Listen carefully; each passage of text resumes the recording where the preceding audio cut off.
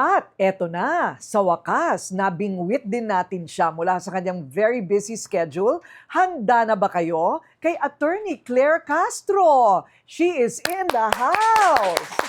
Ayan, okay. Kilala kayo, Yuse Claire, na matapang. Parang walang inuurungan kahit na ano pang anghang ng iba to sa iyo, ng oposisyon o ng iba pang mga naysayers. Parang may nakahanda kang sagot. Paano mo nagagawa yon? Siguro, kailangan lang kasi maging totoo ka. At kapag totoo naman yung sinasabi mo, parang wala ka namang katatakutan. Especially kung may dala ka lagi na parang ebidensya, resibo, wala kang katatakutan. Correct. Your background is, you really are a legal practitioner. Yes, a trial lawyer talaga. Trial lawyer Yes. talaga. So ready sa cross-examination, Yes, litigation, Yes, no? litigation. Okay. Bakit sa palagay mo ikaw ang last man standing sa PCO, Presidential Communications Office? Siguro nagagampanan ko yung trabaho ko at na ibibigay ko yung dapat na maipakita sa tao, alinsunod na rin sa direktiba ng ating Pangulo na ibigay kung ano yung dapat na ibalita sa mga kababayan natin. At pangalawa is labanan talaga yung fake news. Ayun, okay. Kasi naka-5 na, no? Pang-5 ka or pang-6? Actually, pang-anim si Sec Dave. Kasi Ayun. USEC lang naman tayo eh. Correct. And she makes a distinction that she is not the presidential spokesperson, but rather just the communications Palace officer. palace officer. Palace press officer. Anong pagkakaiba? Medyo kaiba yan. Kasi, hindi ba nung pangako ni Pangulo, siya yung magiging spokesperson for himself. So, walang tatay yung spokesperson, wala na ring office of the spokesperson. Kaya tumatayo na lang tayo na palace press officer. Kumbaga, kung ano yung sabihin ng Pangulo, ang magiging trabaho ko, i-expound ito, i-explain sa mga tao para mas maabot ang mga kababayan natin. So what does it take? Anong tingin mo? Yung iba, ewan ko, tinanggal, natanggal, nag-resign, give up, pero ikaw nagtatagal ka. Ano ang sikreto? Wala lang. Again, kailangan ko lang kasing ipahayag sa tao kung ano ba yung nais na iparating ng presidente. Kung ano ba yung nagagawa ng administrasyon. So, doon lang. Siguro, hindi mo kailangan maging mabola sa iyong pagsasalita. Dapat maging totoo ka lang. Siguro At sa yun yung bawat sikreto press eh. conference, handa ka sa mga issues of the day. Kailangan. Yes. Kasi gabi-gabi, actually, pinanonood ko kayo, yung agenda, Yes. lahat ng mga, yung GMA, TV Patrol, lahat yan. Pati sa Channel 5. Kasi para malaman ko ano ba yung latest. At hindi lang kayo, pati yung mga SOCMED. So anong latest dito? Kasi para kinabukasan, alam ko yun yung magiging viral eh. At maaaring itanong sa akin ito. So ano, pinapractice mo pa ba? Pinapractice mo pa ba yung mga isasagot mo? Do you have to write it? I guess on some issues, you have to research. Yes, yun na kailangan ko. Oo. Kasi minsan, nandyan lang yung news, hindi ko alam yung pinaka-konteksto eh. So, anong pinanggalingan nito? Yun yung nire-research ko. And then after that, syempre, itatanong ko muna, ano ba ang damdamin ng Pangulo dito? Makakausapin ko. Kadalasan, pag nakikita kami ng Pangulo, Sir, may issue.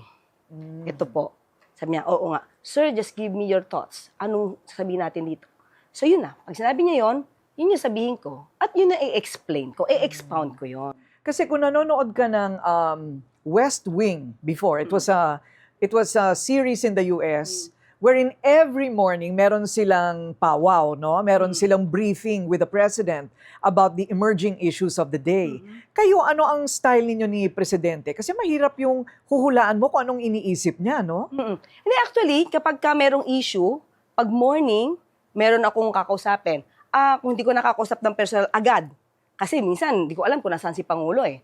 Baka nasa pagbabasa or what. So, ito may tanong dito eh. And then, ang Pangulo minsan ang tatawag sa akin. Okay. Yes. So there's no regular meeting about the issues. Hindi ganun ka-regular. Kasi minsan hindi naman kami nagpe-press briefing eh. Right. Kapag ka lang yung issue about kung ano yung sasabihin ng Pangulo, kasi karamihan sa mga questions, it's about kung ano yung sagot ng departamento eh.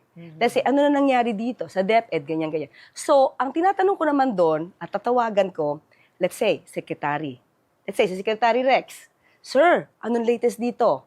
Meron kang ganitong issue, ano dito? O kaya, Sected, anong issue to? Ano dito? Ano nangyari dito? So, ganon. Ang dami. Every morning, yes. Wow. Kaya minsan, pag may nagre-request sa akin ng interview every morning, hindi talaga pwede. Kasi yun yung time na napaka-busy namin.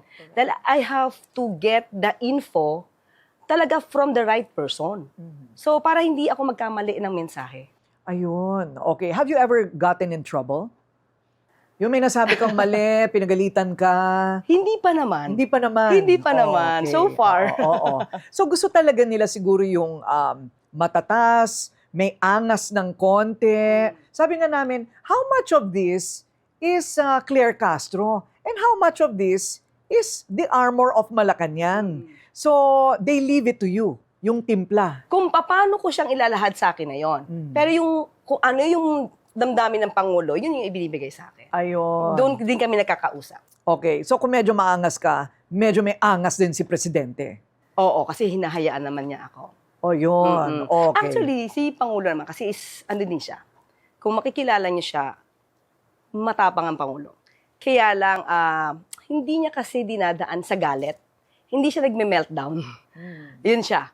So, nandun pa rin yung sasabi natin breathing, kung paano niya to iti-take sa sarili niya at kung paano niya ilalahad yung gusto niyang sabihin. So, nandoon yung control, ayaw niyang nagagalit, pero may tapang. Yan siya. Personally, would you prefer na mas tumapang siya? Matapang naman siya eh. Matapang naman siya. Hindi lang siguro nakikita ng tao kasi hindi siya pala mura. Ah. Hindi siya nagmumura. Kasi hindi naman makikita ang tapang ng tao sa pagbabanta, sa pagmumura, sa paninigaw. Hindi doon makikita ang katapangan ng tao kung paano siya mag-lead at kung paano umaandar ang gobyerno at yung mga tao niya. Doon makikita kung magaling kang leader at matapang ka. At saka doon sa mga katagang, mahiya naman kayo. Yan, oo. Parang ako, as a journalist, gusto ko mas marami pang ganon para mas marami kaming news. Hindi ba? Okay, so you were a vlogger first before spoke PCO or PCO muna bago vlog? Okay. Nauna muna ako maging trial lawyer. Sabi nila, okay, baka pwede ka mag-vlog. Share mo yung thoughts mo about legal matters. Sabi ko, after that, while being a trial lawyer, nag-vlog na ako. And nasa radio ako. You're right. DCMM. Kapamilya yes. tayo. And then after that, nag-DZXL ako, RMN. And that time, nag-vlog na ako. So nag-start na ako mag-vlog. And then after that, yun, saka ako tinawag para to be part of the So doon ka Malacanang. na-discover sa vlog? Actually, hindi ko alam. Hindi Hindi rin nila sinasabi sa akin paano. Hindi ko What? alam. Really? Yes, Hindi mo alam how you were recommended? Ganon? Yes, hindi ko rin alam. Oo. Nagpasabit naman ng biodata. Actually, ganito. Although nabanggit ko na to before sa ibang program, masabi ko kasi, at the time, hindi ako pang politika eh. Hindi ako mahilig sa politika na buhay. So, nung inalok sa akin yan, sabi ko, pwede ba tayo mag-meet? Yeah. Kaya sabi ko, sir, kasi may sakit yung kapatid. At the time naman, kasi may sakit talaga. So, parang reluctant ako na maging parte ng gobyerno. Tapos, nung tinawagan na ulit ako, sabi niya, pwede ka ba magpadala ng CV? Sabi ko, sir, sa cellphone? Ganon. Tapos sabi ko, 3 lang nilagay ko. Kasi parang wala nga sa utak ko na magiging parte ako ng government. Until na parang, naku, mukhang seryoso to, 4 na yung tawag. Pero at the time, parang hindi ko pa rin siya gustong maging parte ng government. Until the president asked me, can you help the country? Parang, sino ako para tumanggi? Correct. Kung may maitutulong ka sa pamamaraang kaya mo, why not? Parang blooming ka pa rin naman. So hindi ka pa ba medyo nauupos dito sa hirap ng trabaho mo? Sabi ko nga, pagka-blooming ako because meron tayong magic light. Ganon? Oo. Pero hindi. Ganito yan siguro. Kung magpapadala ako sa mga negatibo, mauupos ka talaga. So, hanggat alam ko na tama yung sinasabi ko at meron akong pangahawakan na ebidensya for this statement, hindi ako mauupos. Okay. I think kung malinis ang konsyensya mo sa sinasabi mo bilang totoo, wala ka naman dapat ika-stress. Ano? Yes. Okay. So, how much of the vlog is the PCO. Kasi sa vlog na panood kita, ha, medyo iba. Medyo mas casual. At medyo mas palaban. Parang wala akong pakialam sa inyong lahat. Parang may ganon. Yes. So, okay lang kay Pangulo yun. Okay, FL na meron kang personalidad sa vlog at kagalang-galang naman pagdating sa rostrum ng Malacanang. Ay, kasi naniniwala naman sila sa freedom of expression. So, kung ito party ko, ito na may tapos na yung trabaho ko, gabi ko naman ginagawa yon. At may disclaimer ako dyan. So, sasabi ko, ito yung personal opinion ko at walang kinalaman ng palasyo dito at ang Pangulo. So, kung ano yung nakikita ko na issue at ito ay tinetake up ko, syempre lalagyan ko yan ng kung ano man yung context, tapos resibo, bakit ganito, bakit ganyan. Tapos ang forte ko kasi is, ina-analyze ko yung salita ng tao, ina-analyze ko yung mga bawat word.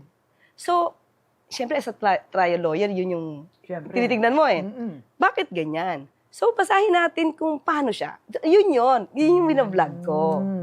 So, kumbaga, parang, oo, okay ka sana, kaya lang troll ka eh. Alam mo yung ganon, di ba? Yes. Okay sana yung opinion, pero ba't kita papansinin troll ka naman? Now, let's talk about that because fake news is one of your advocacies, so yung against fake news. Sa ngayon ay naghahain na yata o naghahanda na si Senator Erwin Tulfo ng a bill for a law against fake news. Tinawagan ko rin siya. Sabi ko, Senator Erwin, isama mo na yung anti-troll. Kasi, trolling can make or unmake a nation, especially coming 2028, no? So, okay. Paano i-combat yun? Kasi hindi ba sinasabi nga free speech? Do you think this country can afford or can actually make happen a law against fake news, AI, trolling? Yes, kaya. Bakit? Kasi madidistinguish mo naman kung freedom of expression na yung sinasabi. Pero kung mali na yung sinabi, halimbawa ito kasi ang Supreme Court na biktima na rin ng troll eh. Diba? At the time na naglabas daw sila ng injunction regarding dun sa pagdala kay dating Pangulong Duterte sa ICC, may naglabas niyan, may lawyer pang involved. So alam mo, from the start, yung palang fake na yon eh. So with that kind na situation, di mo na kailangan i-define kung ano yung fake news o hindi. Dahil alam mo, from the start, na hindi naglalabas sa Supreme Court ng anumang order regarding that. Alam mo, fake news na yon. Right. So, bakit mo kailangan tong spread? Bakit kailangan mong lokohin yung mga kababayan mo with that? So, doon pa lang dapat. Pwede na silang makasuhan kapag may batas na. Totoo ba na ang hirap ay sa Meta or sa Facebook? Or kulang talaga ang batas natin? Ang pagkakadinig ko kay Secretary Henry Aguda, ang YouTube is hindi naman mahirap kausap. Parang sa Facebook mahirap. So, doon, kasi parang sa Facebook, may layer-layer pa daw. Parang dadalhin sa Singapore, hindi ko alam kung saan pa dadalhin Right. ang routing yan. Oo. So, medyo mahirap sa Facebook para magpa-take down ka ng isang fake news na news or post. Pero alam mo naman, pag troll eh. Pag nakita mo yung profile, walang post, o kaya puro bulaklak ang post, hindi ba? Whether they express something reasonable or destructive, there's no accountability kasi hindi siya totoo. Hindi ba? So, is the President taking this seriously? Yes, oo. Ayun nga ang inuutos ngayon kay Secretary Aguda na gawan to ng paraan para, kasi hindi lang ito nakakasira sa Pangulo. It's more on nakakasira sa bansa. Nakakasira sa ekonomiya. Pag doon kasi, mas delikado na kung ano nangyayari sa bansa, kaya dapat talaga ito tapusin or at least makartail itong mga fake news peddlers na to eh. Oo nga. Pero sana nga, masuportahan din yung gagawin ni Senator Tulfo, no? Para magtuloy-tuloy na siya. Kasya pa siguro sa nalalabing panahon. Yung AI, hindi mo na alam kung totoo o hindi. Yung nagsasalita. Oo. Okay. About public trust and transparency, how do you make sure that whatever you say is not defense or is not cover-up and it is transparent and credible as against political propaganda? But I think, again, I have to have this receipt or evidence to prove that what I'm talking about is the fact. It's the truth. So, paano natin madidistinguish? Unang-una, Ang hirap kasi magsalita, nasa podium ka, tapos you will tell lies. People will know, kasi intelihente yung mga Pilipino. Alam nila kung ikaw ay propagandista lang. Although, Miss Corina, marami na negatibo sa akin na sinasabi propagandista ako. So, paano tayo magiging propagandista kung ang ginagawa mo is to spread the good news? Halimbawa, ang programa ng Pangulo, dito siya pumunta, ito pa makukuha niya ayuda, mura na po ang bigas. Propaganda ba yun? That's the truth. So, hindi ko masasabing kasinungalingan yun at pinapaganda ko lang ang papel ng Pangulo because yun yung nangyayari. Ginagawa ng factual. Diba? So, hindi ko masasabing propagandista yung dating natin. What is the worst thing said about you? Wala akong maisip. Siguro sila, marami sila sabi sa akin negatibo, but hindi ko sila kinukonsider na negatibo or what. Kasi pag pinasok ko sa utak ko yan na sinasabi na negatibo ako, I might be affected. Diba? Every time that I will be speaking for the president or for the palace, ay, sinabi ni ganyan, hindi dapat kasi ganyan ako. I won't mind them. Really. Kung ano yung sinasabi na sa akin, I don't care. Basta as long as I'm talking about the projects, programs of the president, and I'm also trying to fight fake news, that's it. That's my job. Right. Saan galing ba itong fake news na ito? Is it only really one source? O meron talaga ding mga tinatawag na pampagulo? Yung mga nanggugulo lang? Meron kasing mga fake news peddlers na bayaran. May fake news. Marami yun. Marami yun. Yes. Diba? Mga troll farm, Oo. even vloggers are now paid. Yes, Oo. oo. May fake news naman, may fake news peddlers na gusto clickbait lang, pero alam mong mali kasi alam nila maraming views. Chismis lang yung dating. So, doon siguro because na-encourage sila because of the payment, na hindi nila nakikita na yung ginagawa nila ay nakaka-apekto sa bansa. Diba?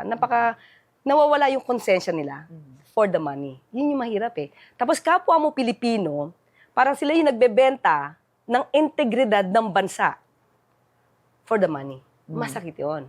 Kapwa mo Pilipino eh. Well, I think most of these kids, mostly mga bata, gusto nilang maniwala na pinaniniwalaan nila yung ginagawa nila. Pero sa totoo lang, bayad ka eh. So, paano mo mag-distinguish? At karamihan yung mga bata. So, it's a whole generation of kids who are paid to deceive and to destroy. That's why may program kami actually, parang baby namin sa opisina namin na nag-propose ako na pwede po ba ako na magkaroon ng talk or talakayan with the youth? Grade 10, 11, 12 lang po yung pinaka-target namin. Kasi para yung nationalismo sa puso ng kabataang Pilipino, mabuksan ulit. So with that, sinasabi namin, kayo po yung magiging sandata ng bansa para labanan yung fake news. Kayo yung kabataan, magiging kayo ang pag-asa ng bayan. Kasi susunod na henerasyon, kayo na yung mga leaders eh. So dapat tandaan nyo lang, iisa lang yung bansa natin. Pag nagsama-sama tayo, kahit sabihin natin maliit yung bansa natin, pag nagsama-sama tayo lahat para sa Pilipinas, walang tatalo sa atin. So, okay. So, I imagine, well, these days talagang busy kayo. Araw-araw may bagong lumalabas. I can only imagine. But like in certain times of national crisis, like calamity, may mga lindol tayo, mga sobrang pagbaha, foreign policy tension, like our problem with China, corruption scandals, paano mo sinisigurado na ikaw personally hindi sasabit? At to ensure that whatever is given to you, the information given to you, is accurate and trustworthy. Again, lalo na pag kami mga kalamidad, crisis, una talaga, tatawagan ko muna. Yung mga agencies involved, let's say yung Office of the Civil Defense. Ano na po ba ang direktiba ng Pangulo sa inyo? Kasi sila naman ang unang tatawagan eh. Ano na po ba? Ano na yung utos? Anong update? DSWD, ano po yung update natin? Just give me. Info. Anything. Tapos yun yung ibibigay ko. So, kumbaga, hindi ako maliligaw because galing sa kanila mismo yung sinasabi natin. And I guess ayaw mo rin humarap kung hindi ka handa. Yes, of course. Mahirap yun. Oo. Mahirap yun. Okay. Nape-personal mo ba ang relasyon mo, like say, to VP Sara Duterte? Mahirap ba yun? Yung one day magkabati sila, tapos next day, hindi na silang magkabati. Parang mortal na silang magkaaway. Siguro yun yung turing niya kay Pangulo. Si Pangulo hindi eh. Wala sa kanya yun eh. Talagang work lang ang Pangulo when it comes to VP Sara. Hindi naman niya tinuturing na kaaway. Really. Diba? Siguro, si VP Sara, baka. Ganun yung turing. So, kung nape-personal ko ba? On my part, hindi ko naman siya pinipersonal kasi lahat naman ng tinatapik ko kay VP Sara. Kung ano yung sinabi niya. Kung ano yung lumabas sa bibig niya, yun lang naman yung sasagutin natin. Lalo na kung ito ay kasinungalingan. At kung siya yung nagiging source ng fake news, talaga sasabihin natin sa taong bayan, that's fake. Hindi yan totoo. So, tingin ko, hindi yun pamimersonal. It's more on sinasagot mo yung kasinungalingan na binigay niya para maituwid natin yung nasa isipan ng ating mga kababayan. Kasi otherwise, pag hindi ko yan sinagot at sabihin ko mali yan, ang lahat ng tao baka maniwala sa sinasabi niya. So meron ka ring mga personal mong opinion? At aside from what you are fed from the palace? Yes, maliban dyan kasi I have to elaborate eh. Bakit ko sasabihin mali? So I have to research. So pag mali ka, ibibigay ko sa iyo bakit ka mali. Kaysa magsalita ka lang sa camera, that's fake news. And then wala akong ebidensya, mahirap yun. Dapat meron akong ebidensya para for the people to believe in what I'm saying. So okay, talking about personal opinion. What's your personal opinion about? Ako medyo nasya-shock ako sa mga panahon ngayon, no? Kasi noong unang sabak namin sa journalism, 80s, 90s, early 2000s, hindi ka pwede magbanggit ng pangalan kung wala kang resibo. Ngayon, sampu-sam pera, ang pagdawit ng mga pangalan, malalaking mga personalidad sa napakalalaking halaga at eskandalo nang walang sapat na katibayan. What is your take on that? Personal? Oo. Kasi unang-una, ako ayoko talaga yung nag-name drop kung wala kang resibo. Yun din naman, kung pansinin mo, ganun din ang Pangulo. Kaya hindi siya nagbanggit eh. Binanggit lang naman niya kung yung 15 na top contractors, pero wala siya sinabi kung may kasalanan ba to o wala. Ayaw niya ng may inosente na madadawit kasi ni-name drop mo lang. Kaya ang gusto ng Pangulo, pag nagdemanda, kumpletuhin nyo naman yung ebidensya. Mahirap kasing sumabit kasi kasiraan din ng reputasyon ng taong babanggitin mo. Tapos wala palang ebidensya. So ngayon, siguro kasi mas click siya sa SOCMED pag nagpangalan ka nagbanggit ka ng pangalan. Tapos the problem with that, people will definitely be judgmental. They will judge na agad these people na nabanggit. So, yun yung ayaw natin. At ayaw din yun ng Pangulo. So, does it logically follow that the president would rather have all these cases tried by the ICI rather than a Senate or congressional inquiry? Kasi lumabas lahat ng mga pangalan yan dyan sa Senate inquiry eh. Pero wala pag nagsalita yung contractor, ito si congressman ganito, senador ganito, pero walang trail, walang ebidensya. Okay, this is the mandate naman of the Senate is to make laws. 'Di ba? So they have this investigation in aid of legislation. Not to pin down anybody, not to make judgment against anybody. But the people judge. That's the problem. Oh. Diba? Yun yung nagiging problema. Kaya tuloy, sasabihin nila, although yes, gusto namin makita, dapat transparent, pero may na iba pa doon na pangalan, na yung mga pangalan na nabanggit, as compared sa trial, these people na naaakusahan, they have the chance to cross-examine eh. Diba? Yung mga binabato sa kanila, pwede na i-cross-examine to prove na that's wrong. Sa Senado, saka sa Congress, hindi kasi ganon. Lahat lang na iba to, pag tinanong na yan, balita namin, may troll ka eh. Ito, may sabihin lang ako, isang mamabatas, di ko na mabanggit yung pangalan niya. Balita namin, ang PCO, may troll eh. Ganun lang. Ganun lang. So, teka lang, anong pruweba mo? Naglahad ka dyan? Bakit? Para sirain ang PCO or anybody na may sinasabi kang troll? Tapos wala kang ibibigay na ebidensya kung may troll o wala? Yun yung hindi maganda. So sana lang, ayoko naman kasi makialam sa mga style ng mga mambabatas natin. Sana maiwasan yon kasi baka kayo sa susunod ang mabiktima niyan. Lahat naman sila naging biktima na, kaya hindi ko maintindihan bakit hindi pa nasusulong yung mas matalim at mas mabangis na batas laban sa pagtutrol. Well, kasi sa Senate, hindi mo naman magagamit yan. Sabi nila, may privileges sila. Communication, they have the right to say that. So, tingin ko, doon sa mga leaders na lang natin, kayo yung mag-control. Kasi may naaapektuhan kayo, tapos wala kayong dalang ebidensya. Correct. So you categorically deny that walang troll farm ang Malacanang? Ay, wala. Oh. Wala kami. Siguro binabato niya, binabato lang ito mambabatas na to. Baka kasi yung kabila ang meron. Okay. Well, Diba? kaya nga, pero kung mag-aakusa ito sa inyo, dapat may resibo. That's why. Yeah, Yun yung dapat. sabi namin, di ba? Oo. Para bang sinisira mo ang isang institusyon, tapos wala kang resibo. So the President is leaving it all up to the Senate and Congress na ipagpatuloy o hindi ang hearing. It's up to them kasi wala namang may separation of powers tayo eh. Pag sinabi naman na pinigilan ng Pangulo, sabihin dinidiktahan sila. So, hindi man makikialam ang Pangulo sa mga ginagawa ng mga mababatas natin. Oo. So ano naman ang iyong policy as a communications officer tungkol sa personal na buhay naman ng mag-asawa na si FL at si BBM? Marami ako mga naririnig, uy, nag-away daw. Uy, nilaglag daw sa hagdanan. Talaga? Wala bang tinapon sa bintana? So, sa ganon, ikaw ba ay, it is within your mandate to make statements? Hindi, kasi No. personal yun. Saka, pag ako ganito, pag ganyan mga question, ang dare ko dyan, ang challenge ko dyan, tanungin niyo muna yung naglabas niyan kung nasaan yung ebidensya niya. Kasi mahirap naman ako sumagot na oo, hindi, tapos wala kang ebidensya. Eh di pa, parang sa akin manggagaling yung kwento. Correct. Prove it first. Oo, Mm. oo. Okay. Sa ngayon, medyo kakaiba na talaga yung landscape, ano? Merong social media, merong mainstream media, merong, kung ano-ano, basta everybody is a journalist these days. What is your priority? Mainstream news or netizens in your messaging?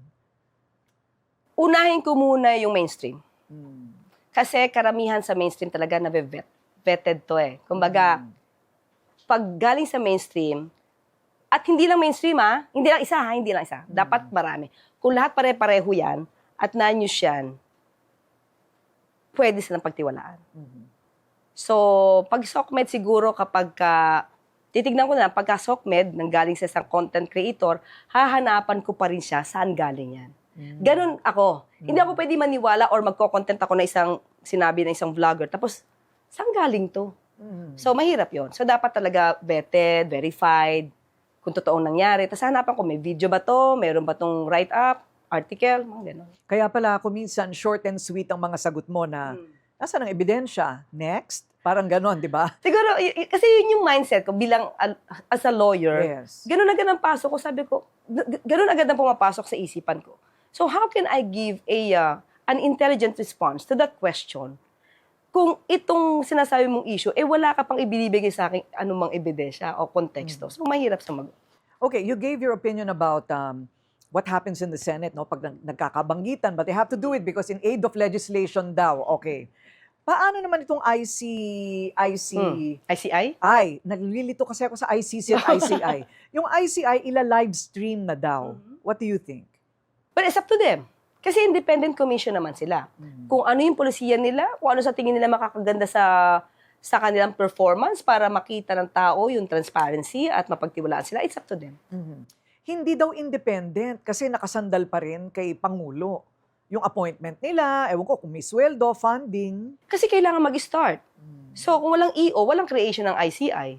So, kailangan mag-create ng independent commission para hindi na yung Pangulo yung mismo nag-iimbestiga. Ang dami-daming trabaho ng Pangulo. And at the same time, baka sabihin nila, bias Pangulo nag-iimbestiga. Di ba, yun yung unang sinabi na, you have to create an independent commission. And then the President did. Ito na. Tapos kini-question ulit. Kino-question ulit. Oo. So, di mo alam kung saan lulugar ng Pangulo Right. What about the Independent People's Commission? May comment na ba si Pangulo doon? Di ba gusto nilang bumuo ng Independent People's Commission na Reynato Puno, Frank Drilon, kung sino-sino pa. Ang magkikreate ang ICI? Ang magkikreate ng bagong grupo na ang tawag ay Independent People's Commission. Well, kung kaya naman nila. At meron silang kakayanan at makakatulong naman sila talaga para makita at ma-pinpoint kung sino yung dapat na mapanagot, edi wala naman They can magiging probably problema even yun. collaborate, no? Pwede naman silang tumulong sa ICI. November 30, ninenervyos ba kayo? Hindi. Yung malaking rally daw na magaganap sa November 30. Lalo na daw kung wala pa rin mapapakulong by November 30. Okay, ganito lang ito lang pakiusap ko. Okay, sabi ko nga, since ako'y trial lawyer, alam ko naman kasi kung paano umandar ang kaso. Okay? So, doon sa magra-rally sa November 30, kung ang issue lang po nila ay dahil matagal magpakulong, hindi po kasi ganon kabilis, ito from my own point of view as a lawyer, hindi ganon kabilis gumawa ng kaso. Gagawa ka ng kaso, may susulat ka, pero hindi kompleto yung ebidensya. Ano magiging resulta nito? Baka pag na-dismiss, lalo kayo mag-rally, sabihin nyo, nilakad yung kaso. Hindi ba mas maganda na kompletohin lahat ng ebidensya? At kompleto na, nagkaroon na ng case build-up, at sigurado masasampa sa korte? Hindi ba mas maganda nating hintayin yon? At doon sa mga magra-rally sa November 30, nadinig na po tayo ng Pangulo. Lahat po tayo dito. Ayaw po natin ng korupsyon. Nadinig na po tayo. Hindi pa kaya mas maganda na lahat na lang tayo magtulong-tulungan para iangat na ngayon yung ekonomiya habang busy na po ang ICI sa pag-iimbestiga at sa kanilang pagrekomenda kung sino ang dapat kasuhan. So parang iwanan na natin muna yung trabaho, lahat-lahat ng ito sa ICI. Kasi ginawa nga ito ng Pangulo. Ang Pangulo mismo ang nag-open ng mata natin eh. Siya yung nagbigay ng listahan ng 15 contractors. Yes. Kumbaga, kung hindi kay Pangulo, mabubuksan ba yung mata natin at yung tenga natin patungkol dito? Eh parang tinago ito nung nakaraang administrasyon eh. Wala naman nakitang ganitong kalaki at walang napa-freeze ng assets. Wala. Wala noon na nabigyan ng mga ilbo. Di ba? So, yung Immigration Lookout Bulletin, ngayon meron. So, nakikita naman ng tao na mabilis naman ang kilos eh. Di ba?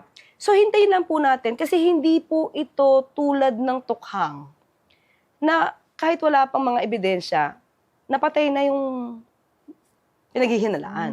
Hindi ganun kasi to. Due process tayo. Gusto niyo po, always, we're talking about human rights. We're talking about due process. So, hayaan natin yung due process na umandar. Hindi pwedeng madaliin lahat ito. Tapos, hilaw yung kaso. Tapos, pag na-dismiss, siguro, nalakad to. Di ba hindi po maganda yun? So, the president is also secure about the support of the military. Yes. Siya ba ay paulit-ulit naman si General Bronner na sinasabing we are pro-constitution. So, is the president also assured and secure of his tenure as president? Yun ang pinaramdam ng ating mga kababayan, yun din ang pinaramdam ng ating kasundaluhan. Bakit sinasabi natin yun ang pinaramdam ng tao? Kasi yung may mga lehitimo na agenda against corruption, hindi nila gusto na matanggal ang Pangulo. Aus PBBM, hindi iyon ang kanilang agenda. Lagi nila sinasabi to. Ibig sabihin, ang kinakalaban nila dito, corruption. So, alam ng Pangulo at alam din ng taong bayan na ang Pangulo ay kasama nila sa paglaban sa korupsyon. So, hindi matatakot ang Pangulo. Kaya, ang takot lang natin lahat, sila ay masamahan na masasamang elemento. Na siya maghahasik ng lagim, katulad na nangyari, para may maiupo na kanilang gustong iupo sa pwesto. Iyon ang hindi maganda. So, lantad ba ang Pangulo sa timeline niya? Kung kailan, sino ang mananagot, to appease the people? Nasa kami kasi ng ICI yan. At don't worry kasi kahit yung ombudsman, sabi naman nila, pag may kumpleto ng ebidensya, you can directly file the case, the complaint, sa ombudsman. So, magkakatulungan naman kung meron dokumento sa ICI, nag-investigate sila, they can easily recommend the filing of the case doon sa ombudsman. So, yung mga tao na meron man diretso ng dokumento, complete documents, they can directly go to the ombudsman, file the case, without going to the ICC. Rather, ICI. Okay, so, you are more, do you find yourself more defensive rather than proactive? Talking about good news, hindi yung reactive sa mga sinasabi ng ibang tao? Both, I think. Kasi sa press briefing ko, kung nanonood sila ng buo, we will always start with good news. Kung ano yung programa ng Pangulo. Tapos saka yung gitna yung parang question and answer about the latest issues. And then, bago ako matapos, may good news pa rin kami kung ano yung ginagawa ng government. So, I think both. Reactive kami sa mga maling information Pero proactive kami kasi ini-spread din namin yung good news. Okay. Paano naman itong walang kamatayang pinagtatakpan ni BBM, si Sandro o kaya si Martin Romualdez? Nagkataon kasi mga kamag-anak niya. Paano naman ang pro forma na sagot doon? Pinagtatakpan. Teka, saan pinagtatakpan? Hindi ko alam. Pinagtatakpan daw, pinoprotektahan para hindi daw umabot sa kanyang anak o hindi daw aabot kay speaker. Wala. Parati yan, may Ano- naririnig kang parating ganyan. Ito yun, ito, ulit, sabi niya, para hindi umabot. Ano yung hindi aabot? Ano yung lead? Pakita muna nila, ano ba to? Okay. Di ba? Parang, ano yung chinichismis nyo? Hindi namin makuha. At hindi namin masabing, bakit pinoproteksyonan? Saan po proteksyonan? They have to give us the details. Ano ito? Kasi pag wala, saan? For what? So, Right. iba talaga gumagawa lang ng intriga, you know that? Yes. Just creating this kind of intrigues para, uy, siguro si ganyan, meron ngang ganitong anomalya. Siguro, so nabubuhay tayo lagi sa siguro. Which is hindi maganda kung taong gobyerno yung pinag-uusapan natin. Oo. Spoken like a real lawyer. No, really. I mean, I tend to think the same way. Legal, no? Yung kumbaga parang, baka naman umabot kung may ebidensya. Di ba parang ganon? SAL ni PBBM. Ano bang issue doon? Kung ready siyang magbigay, sinabi naman niya ready siya eh. Okay. So, wala siya namang kinakatakutan sa SALN niya. So, ready po siya. Okay. Alright. Okay. Ang dami ko pang gustong itanong, pero sabi nila, kulang na daw tayo ng oras. So, sasabihin ko na lang na, how would you like to be remembered as a spokesperson in a very historic time in the story of the Philippines? Siguro kumakalaban sa mali. Yan. Kumakalaban sa mali. Okay. Baka makita kita bigla sa EDSA, ha? Bawal? Depende. Bawal ba? Sa November 30? Yes. Alam naman natin na ayaw natin ng korupsyon. Pero hindi na ako makikigulo doon dahil marami naman na sila doon. Oh. Pero ang sa akin lang, ang panawagan ko lang, ito on my part, personal, doon sa mga magrarally na may tamang agenda, wag na lang natin hayaan na pasukan kayo ng masamang elemento na magagamit kayo para sa ikasisira ng gobyerno. Hindi naman yun ang gusto natin eh. At sana, dumating po yung time na, let's say, kung natapos na po tayo magsabi ng lahat-lahat sa atin, tulungan nyo na po ang Pangulo. Tulungan nyo na po ang Pangulo. Lahat po tayo tumulong sa Pangulo para iangat na po yung ekonomiya. Kasi kapag lagi pong may ganito na sitwasyon, negatibo yung tingin dyan eh. So baka hindi gumanda ang dating ng ekonomiya sa atin because baka puro negative ang makita ng ibang bansa. So yun lang, ang akin ng pakiusap is after nito, sana tumulong na lahat. Yung sinasabi naman nila na, kasalanan naman lahat ni BBM ito dahil dumaan naman sa kanya yan. He had veto powers. I'm sure you've heard of this. All of that went through him.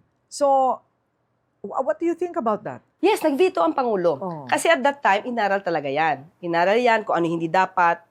Tapos, hindi ganun kabilis, hindi ganun kahaba yung oras para ito'y aralin. Pero naisa-isa nila yon. Pero syempre, may mga natira pa. Parang 700 billion something. Pero pinangalagaan niya ng Pangulo. Itong natira na mga sa unprogram project, unprogram appropriations, hindi ito agad nilalabas hanggat walang sapat na dokumento para ito ay i-release ng DBM. Kaya nga siguro may mga umaalma nga yung mga politiko, bakit yung kanyang ganyan, hindi pa na-release. Because pinangalagaan ng Pangulo itong budget na to. Okay. At itong 2026 budget, may naririnig ka ba na, hay nako, sana naman magpakatino na sila sa 2026 budget na yan. So he's ready now for the 2026 budget. Yes, kaya nga gusto niya ito na, kumbaga, ma-live stream. Maisa publiko yung ginagawa sa BICAM conference kasi para yung mga taong involved, na masasabing involved, makita ng tao anong ginagawa nyo. Kasi ang gusto ng Pangulo, malinis ang budget. Thank you very much, Yusek Claire Castro, sa inyong panahon sa amin. It's Thank my you. honor, Miss Corina. Salamat po.